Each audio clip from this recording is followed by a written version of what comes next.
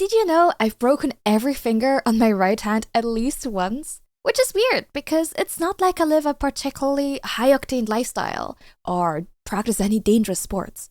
But somehow, over my lifetime, I have managed this incredible feat. I broke three of my fingers, middle, ring, and pinky, at school. Some of my classmates were on each side of a heavy lab door, pushing to see which group was stronger, and trying to get through this battle for some reason. The door slammed shut on my fingers. It was horrible. There was blood everywhere. But of course, the school nurse wasn't around. He never was.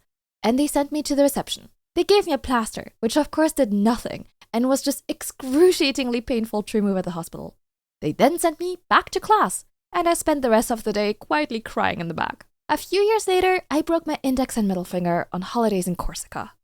In the distance, there was a group of wild pigs. Now, I knew not to approach them, but I don't think they got the memo, because one of the babies approached me, and before I could say a word, jumped up to my hand and bit me. I think I'd eaten chocolate before, so it must have smelled a tasty treat. I screamed, and I flung the piglet far away from me, which immediately led to the mother charging me. I jumped into the car and yelled at my parents to drive. Unfortunately, we were in the middle of nowhere, and it took hours to find a doctor. My parents had to rinse out the wound with the only water we had, sparkling water, and I just know some of the other tourists must have thought someone was being unalived in the woods. And finally, as a student, I managed to break my thumb.